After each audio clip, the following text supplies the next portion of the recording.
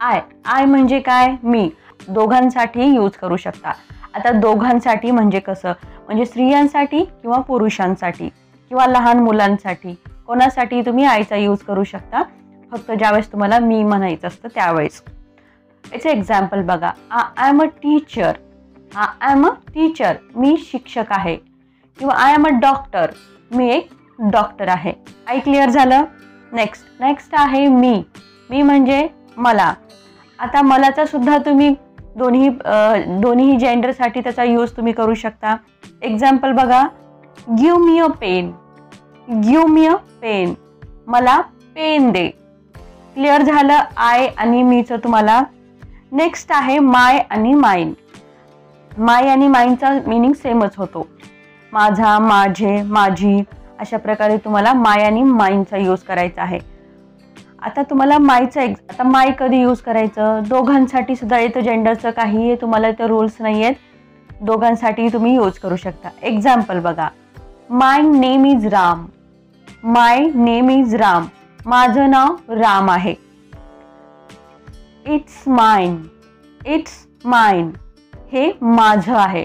आता तुम्ही म्हणाल की मॅम इथे माय आणि माइनचा दोन्हीचाही मिनिंग जर एक असेल तर आम्ही हे यूज कसं करायचं. आता इथे एक लक्षात घ्या, यूज कसं करायचं किंवा कधी करायचं. जेव्हा वाक्यात माझा किंवा माझी किंवा माझे एकटा येतात, एकटा म्हणजे त्याच्यासोबत दुसरं काही येत नाही, तेव्हा तुम्हाला माइनचा यूज करायचा आहे. माइनचा यूज करायचा आहे. पण जर माझ्यासोबत जर काही जोडलेलं असेल, फॉर एक्झाम्पल माझा भाऊ, माझा मित्र, माझा पेन किंवा माझं पुस्तक, अशा प्रकारे काही जोडलेलं असेल त्यावेळेस तिथे तुम्हाला मायचा यूज करायचा आहे. क्लिअर झालं. जेव्हा वाक्यात माझा हा एकटा येतो त्यावेळेस तुम्हाला माइनचा यूज करायचा आहे. आणि जेव्हा वाक्यात माझ्यासोबत तुम्हाला जसं पुढे काहीतरी जोडलेलं असेल, जसं की माझा भाऊ, माझा मित्र, माझा पेन किंवा माझं पुस्तक, अशा प्रकारे त्यावेळेस तुम्हाला तिथे मायचा यूज करायचा आहे. मला वाटतं क्लिअर झालेला असेल. गाईज, हा व्हिडिओ खूप इझी जरी वाटला असेल, बऱ्याचदा तुम्ही ज्यावेळेस व्हिडिओ स्टार्ट केला त्यावेळेस तुम्ही म्हणाल की हे तर काय आम्हाला येतं, पण खूप इम्पॉर्टंट व्हिडिओ आहे. बऱ्याच जणांना अजून माय आणि माइन कुठे यूज करायचं खूप जणांना कन्फ्यूज होतो. हा आपला इंग्लिश स्पीकिंग कोर्स डे 8चा व्हिडिओ आहे.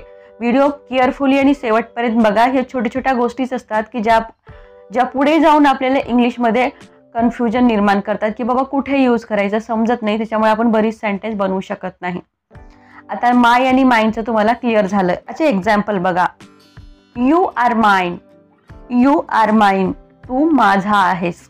इथे एक लक्षात ठेवा, माय आणि माइन दोन्हीही पोझिशन दाखवण्यासाठी होतं, म्हणजे एखादी गोष्ट माझी आहे असं सांगण्यासाठी त्याचा यूज होतो.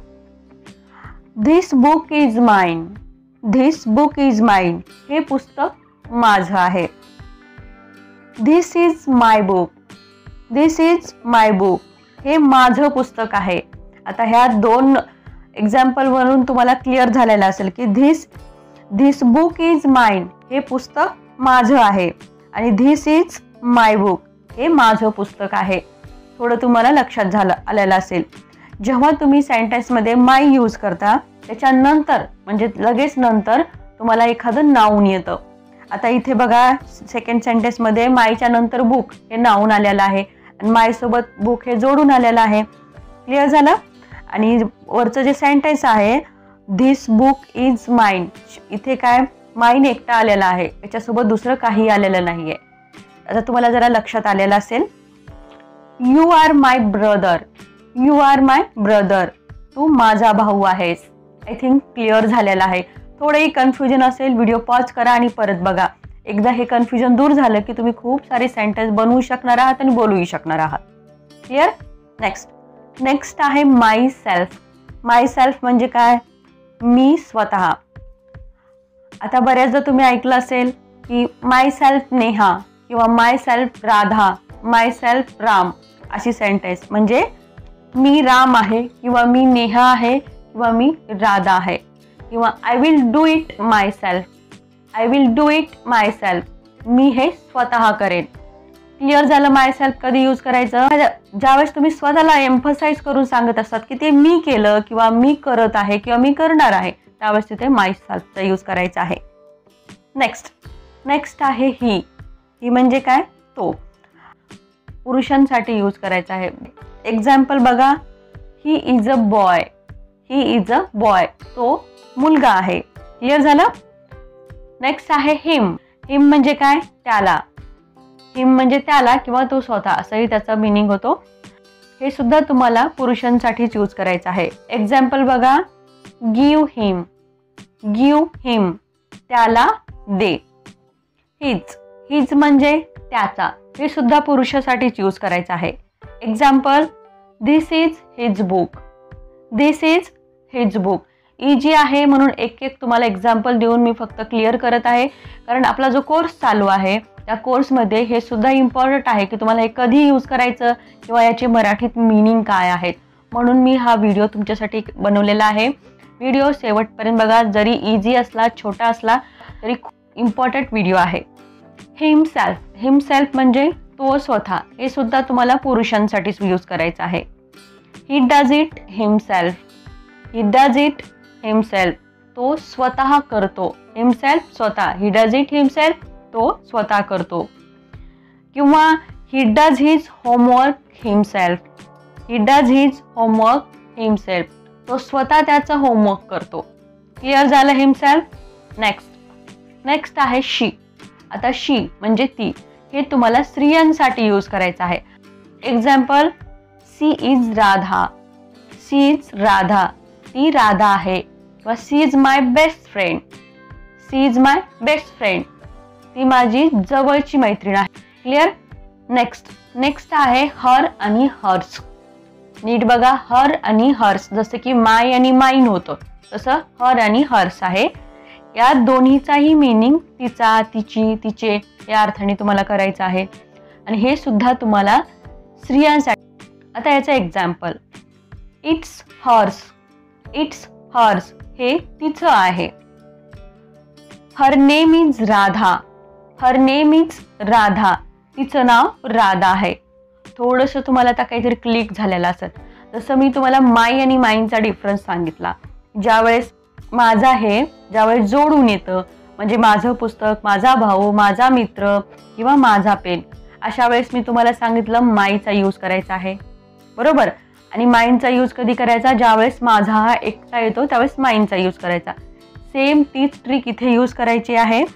तिचा हा ज्यावेळेस एकटा येतो त्यावेळेस तुम्हाला हर्सचा यूज करायचा आहे. आणि तिच्यासोबत काहीतरी जोडलेलं असेल किंवा एखादं नाव असेल, काही असू शकतं, तेव्हा तुम्हाला तिथे हर्सचा यूज करायचा आहे. क्लिअर झालं. ती ट्रिक सेम ठेवायची आहे, काहीच तिथं तुम्हाला दुसरं बदल करायचा नाहीये. अजून एक तुम्हाला सांगते, छोटंसं एक ट्रिक सांगते. ज्यावेळेस तुम्ही हरचा यूज करता, हर यूज केल्यानंतर त्याच्यानंतर लगेच एखादं नाव येतं, एखादं नाऊन येतं, एवढं लक्षात ठेवा. आणि ज्यावेळेस तुम्ही हर्सचा यूज करता त्यावेळेस तिथे कोणतंही नाऊन वगैरे येत नाही, ते एकटं येत असतं. ही पण एक ट्रिक आहे.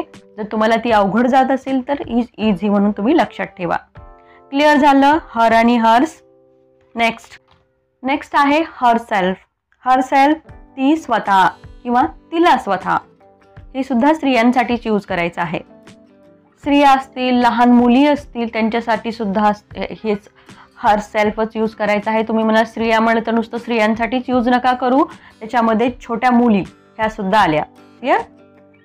She is a doctor herself, ती स्वतः एक डॉक्टर आहे. She is a doctor herself, ती स्वतः एक काय आहे, डॉक्टर आहे. सी विल रिअलाइज हरसेल्फ, तिला स्वतःला कळेल. क्लिअर झालं हरसेल्फ. नेक्स्ट यूचं मिनिंग काय होतं, तू, तुम्ही किंवा तुला, या सगळ्या अर्थाने तुम्ही यूचा यूज करू शकता. आता यू कधी यूज करायचं, तुम्ही स्त्रियांसाठी किंवा पुरुषांसाठी दोन्हीसाठी यूचा तुम्ही यूज करू शकता.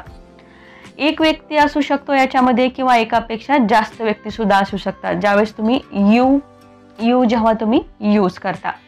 आता याचं एक्झाम्पल बघा. हू आर यू, तू कोण आहेस. व्हॉट डू यू वॉन्ट, तुला काय पाहिजे. क्लिअर झालं तुम्हाला यू. आता नेक्स्ट आहे युअर किंवा युअर्स. नेक्स्ट काय आहे? युअर किंवा युअर्स. आता इथे बघा दोन्हीचेही मीनिंग सेम आहेत. जसं आपण पहिल्या ह्याच्यामध्ये माय माइन बघितलं, सेकंड ह्याच्यामध्ये आपण हर आणि हर्स बघितलं, तसंच आहे यू आणि युअर. दोघांचा मीनिंग तेच आहे. तुझा, तुमचा, तुमचे किंवा आपले, तुमचा, तुमचे अशा प्रकारे तुम्ही याचा यूज करू शकता. याच्यामध्ये एक व्यक्ती असू शकते किंवा एकापेक्षा जास्तदा व्यक्ती असू शकते. आता याचे एक्झाम्पल बघा. What is your name, what is your name किंवा where is your book, where is your book, तुझं पुस्तक कुठे आहे. इट्स युअर्स, इट्स युअर्स, हे तुमचं आहे. आता जसं मी माय माइन हर आणि हर्स त्याच्याबद्दल सांगितलं, सेम तशाच प्रकारे ही सुद्धा ट्रिकली तुम्हाला लक्षात ठेवायचं आहे की कधी यूज करायचं आहे. त्यांच्याबद्दल जे सांगितलं त्याच ट्रिकनी हे दोन्हीही लक्षात ठेवायचं आहे. मी काय ट्रिक सांगितली आहे ती तुमच्या लक्षात असणार आहे, तीच इथे तुम्हाला यूज करायची आहे. नेक्स्ट आहे युअर सेल्फ. युअर सेल्फ म्हणजे काय? तू स्वतः किंवा तुम्ही स्वतः किंवा तुला स्वतः. Example, do it yourself, do it yourself, तू स्वतः कर, तू स्वतः कर. क्लिअर झालं युअर सेल्फ. नेक्स्ट आहे दे. दे म्हणजे काय? ते.